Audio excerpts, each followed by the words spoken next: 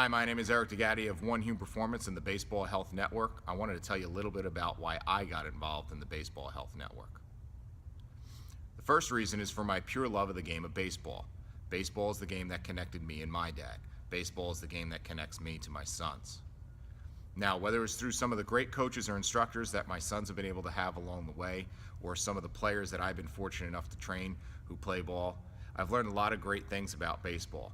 And one of the things that I've learned is that there's a huge void that I wanted to help fill when it came to the preparation of baseball players. When it comes to preparing baseball players, there's a few simple principles that were being overlooked in a lot of the training programs that I found. Number one was an understanding and appreciation of movement.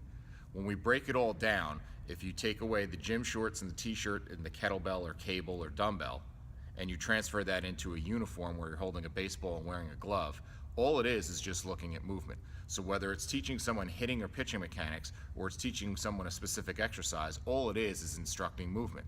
If you can understand and appreciate the basic tenets of movement, then it makes it much easier, much more clear the picture of how to train a baseball player specific for their needs. The other aspect of training is understanding the concepts of exercise physiology and understanding how exercise works. There's a principle in exercise physiology called the SAID principle, S-A-I-D. What that means is it's a specific adaptation to imposed demand. What that means is the imposed demand of a program that is written for a baseball player needs to meet the specific adaptation that you're looking to do. Once you understand that and you understand the principles of how to create the demand to match what the goal is, then it makes it quite simple. But that's not what I was seeing in a lot of baseball programs. One, I was seeing a lot of just bad adaptations of football programs, because football is generally known as the sport that most people strength and condition for. If you can understand and appreciate some of these basic tenets of exercise physiology, then you can understand how archaic and out of place some of the old school methods of training are. Steve brought to me a packet that he got from a Major League Baseball team, and what it told players to do was to build up their legs by doing lots and lots and lots of running.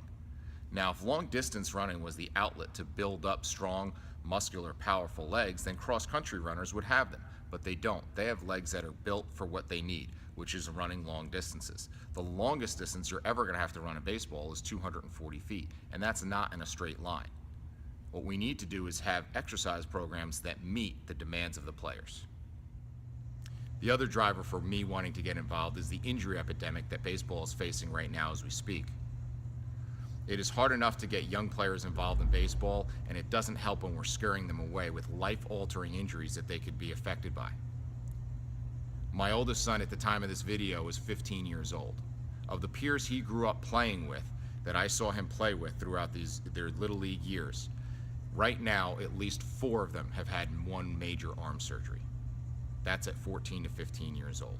I know of another 4 to half dozen that don't play anymore because of injuries that have shut them down. That is unacceptable.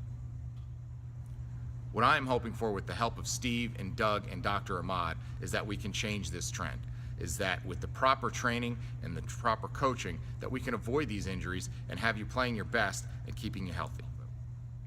Thank you for your interest in the Baseball Health Network. We're hoping through our efforts we're able to make a huge impact on the great game of baseball that we love. Once again, I'm Eric DeGatti of the Baseball Health Network.